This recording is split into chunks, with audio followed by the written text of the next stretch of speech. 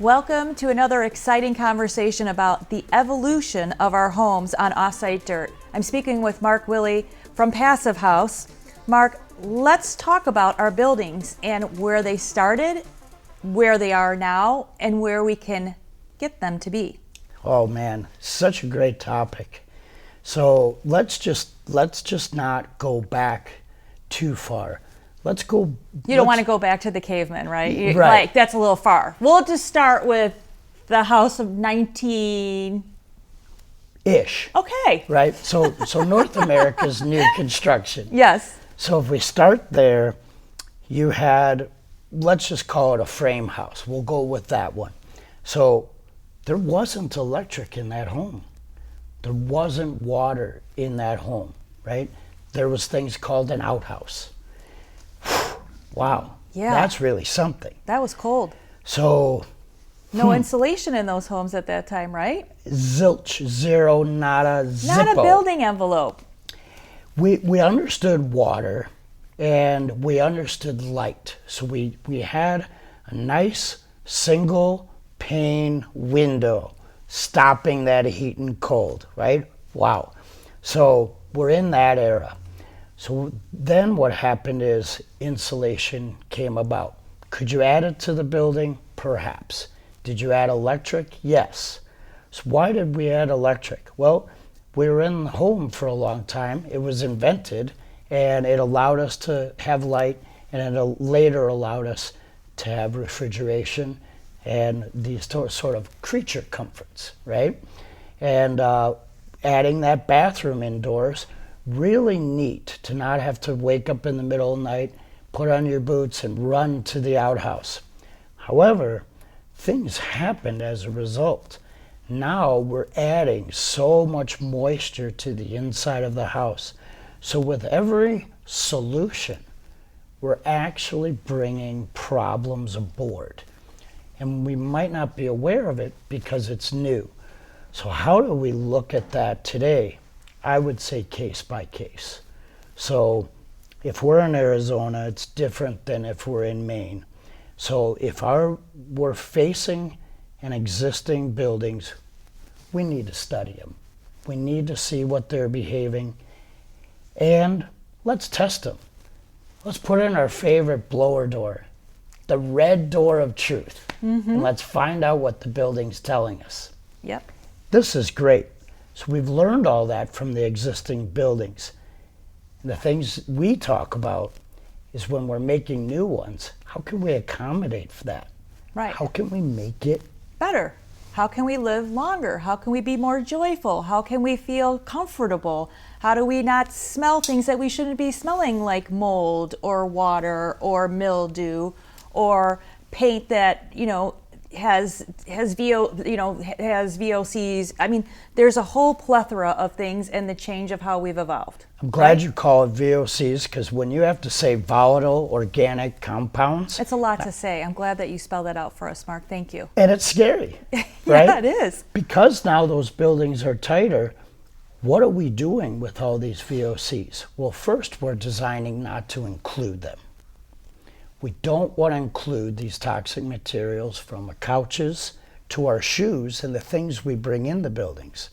So, measures that we take. We seal the building hermetically if possible, right? That's the joy of a factory line. We can make it really well defined. And we add the steps involved of continuous ventilation. The first thing out of your mouth was health. We want that, so we're adding that fresh air. So we're keeping the bad things out, bringing that fresh air in. It might be in our houses and buildings combined 90% of our life. So let's face it, we want that fresh air. And perhaps outside there's something happening. Wildfire. If that's happening, we can't just open our window for fresh air. We have to have proper filtration. This is great. We can implement that at the factory because the people receiving these homes don't know to think about it. That's our responsibility. We're going to deliver that forward. You don't deliver a car without a seatbelt. So let's not deliver a home without fresh ventilation. Right, and it's great that you're talking about that because it kind of circles back into building code, right? It circles back into requirements, and those requirements are made for safety. Yes. So homes are not only for a safety measure, but we want production even more. We don't want just the safety element and the building and the minimum requirement. What people want, what I want, is I want to live longer, and most of my time is in my home. Yep. And I, with what has happened over COVID, and with the spread of disease, and with not having fresh air, with not having great water systems, we can change that. We're having those conversations. I think that's what's so important about the evolution of where we're going. Yep. And I think it's also important that there are people solving these problems. This is where Passive House really kind of brings it all together and has these conversations changing and moving the needle. And it's not just Passive House. I think it's many building systems. It's just the unique thing with Passive House is I feel like they're not just one solution. They're all these solutions together to make this amazing environment, right? Wow, when you say it that way, when you're like, I feel like, right away you're in touch with what's going on with you and what's going on around you, right? So you have that, and then you have what you want is that feeling of connected to nature, connected to health. We can't stop it from coming out, right? That's how we're manifested to be here. So when all that is there, we're thinking of this holistically. We're thinking about one another, whether it's our building, right? It's that whole saying of, are you building this for you or a client? No. In the offsite world and in the Passive House world, you're building it for people that will be experiencing it 100 years from now plus. We're going to do it right in the beginning so everyone reaps the benefit. Don't renovate your home right before you give it to the real estate agent. Enjoy it, and enjoy that so your children can pass that on to their children. Our factories and our certifiers and our modelers and our testers, they want to give it their best. And the craftspeople on the line that are making those connections and the computers that are being precise, every bit counts. It's like a recipe. You don't leave out the baking soda. If it calls for it, it's science. It's an ingredient. Follow it. And I love that you've covered that whole spectrum of how the house has evolved. And I think the other part of that spectrum is materials, building materials. And we are seeing, everyone hears the conversation, whether they're remodeling, whether they're building, or even in general. Building materials are so hard. It's the supply and demand chain, right?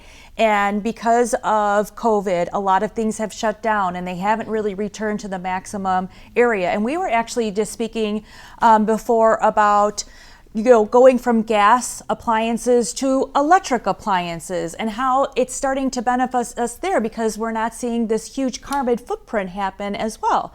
So let's be aware of not only our home evolving, but let's be also aware as consumers, as people that are using our houses for our lifestyle, Yep. What products are we requesting to put in them? That's exactly it. The whole electrification movement could be thought of for the planet, but it's also really thought of for the people. The reason we have buildings is to protect people, and combustion gases are not healthy if not properly done.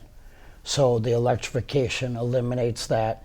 And let's face it, the cooktops are enjoyed by us, but if the cooktop is electric, there's less risk to the folks in the building. So everything is based on the health and longevity of ourselves and the next people that come to enjoy these buildings. Let's get back down to living, and let's get back down to having some more research and understanding that there are opportunities for us to strive to be better and to live better and to have these homes that can actually just allow us to be where we really want to be, our natural state of living, and living in a healthy environment instead of one that's going to make us sick or treat us to illness because we don't know what we don't know.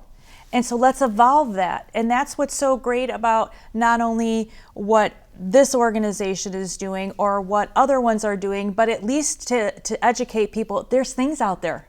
There's ways to ask for them, and there's more and more groups that are collectively asking for a better product. Don't you agree, Mark? Man, if your team doesn't include these things, now that's your responsibility to invite your team to learn more. There's plenty of courses, many are free, and there's plenty of trainings and support. Put together that team, work with the proper factory, and let's all sit around the table and create a wonderful meal of beneficial living. I agree. And really quick, Mark, where can we find these different organizations, or what do they Google? Well, I would Google health. I would Google healthy buildings and just start your search there. Start asking. Right. Offsite Dirt. Offsite Dirt, here we go. We're right here for all of the people to know where to find it. And you know, the other great thing is we are having this conversation and we are making a difference one person at a time with one request, just like the electric car. It started with gas, now it's electric. I think our houses can get to that same element of great function, design, and healthiness for ourselves. Amen. Thank you, Mark. And you've got the latest on Offsite Dirt.